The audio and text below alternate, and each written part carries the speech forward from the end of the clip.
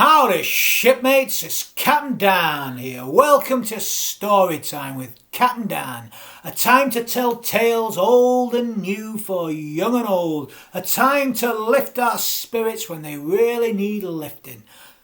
And I've got a special request here today. It's for my good friend Isla Birchall and her daughter Isla Birchall. They've sent in a special request. So this is dedicated to Danielle and to her daughter Isla. Danielle's a very old friend of mine. Isla, I don't know her, but if she's like her mum, she's a cracker. So this story they've specially requested is The Snail and the Whale by Julia Donaldson and Axel Scheffler. So this is The Snail and the Whale.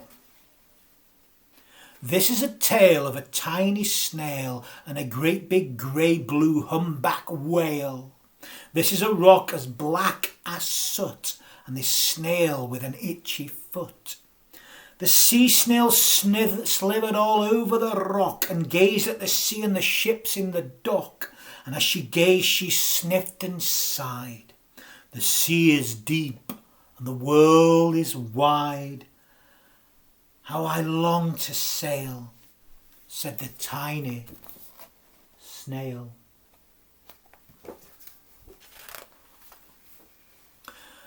There are the other snails in the flock, who all stuck tight in the smooth black rock, and said to the snail with the itchy foot, "Be quiet, don't wriggle, sit still, stay put." But the tiny sea snail sighed and sniffed, then cried, "I've got it, I'll hitch a lift." This is the trail of the tiny snail, a slithery trail that looped and curled and said. What do you think it said? Maybe you can guess what it said. Can you guess? Can you read that? This is the whale who came one night when the tide was high and the stars were bright.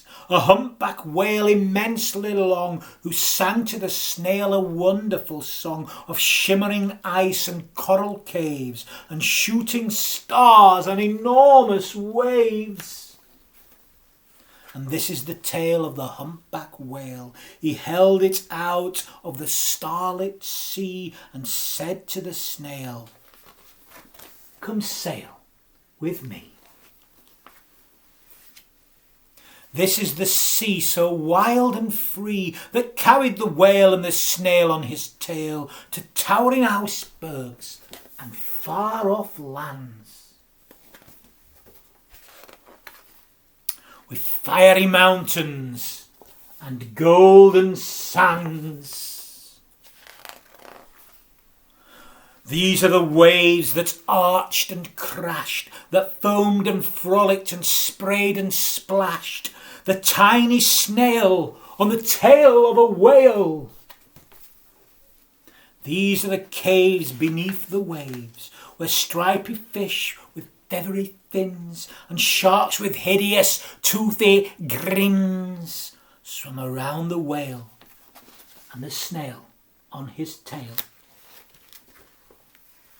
This is the sky so vast and high, sometimes sunny and blue and warm, sometimes filled with a thunderstorm, with zigzag lightning, flashing and frightening.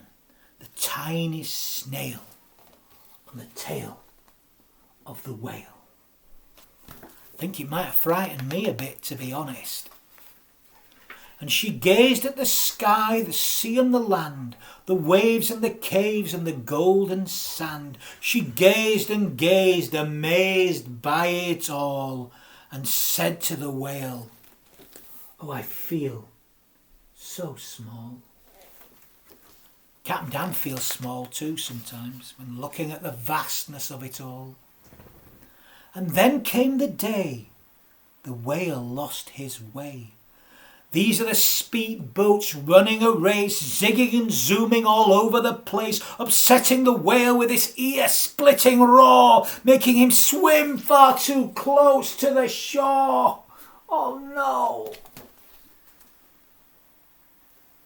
And this is the tide slipping away. Poor whale. And this is the whale lying beached in a bay. Quick, off the sand, back to sea, cried the snail. I can't move on the land, I'm too big, moaned the whale. The snail felt helpless and terribly small. Then, I've got it, she cried, and started to crawl. I must not fail, said the tiny snail. This is the bell on the school in the bay, ringing the children in from play. And this is the teacher holding her chalk, telling the class, sit straight, don't talk. This is the board, as black as soot. And this is the snail with the itchy foot. A snail, the teacher turns pale. Look, said the children, it's leaving a trail. This is the trail of the tiny snail, a slithery trail saying, can you see? Can you see what it's saying? Save the whale. These are the children running from school, fetching the firemen, digging a pool, squirting and spraying to keep the whale cool. You need to be a cool whale. This is the tide coming into the bay, and these are the villagers shouting, hooray!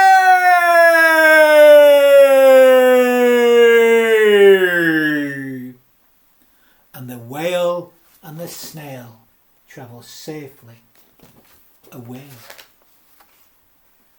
Back to the dock and the flock on the rock, who said, how time's flown, and haven't you grown? Can you see them? And the whale and the snail told their wonderful tale of shimmering ice and coral caves and shooting stars and enormous waves, and of how the snail so small and frail with a looping, curling, silvery trail saved the life of the humpback whale. Then the humpback whale held out his tail, and on crawled snail after snail after snail. And they sang to the sea as they all set sail on the tail of the grey-blue humpback whale.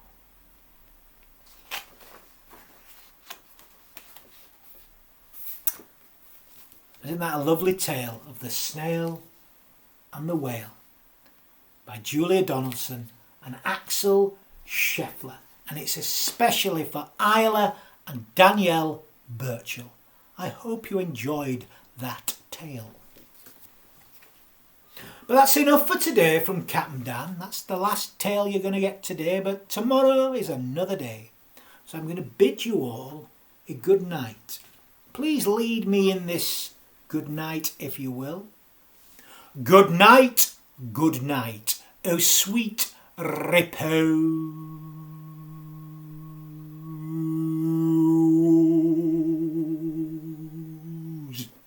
Don't lie on your belly, because you might just squash your nose. Good night.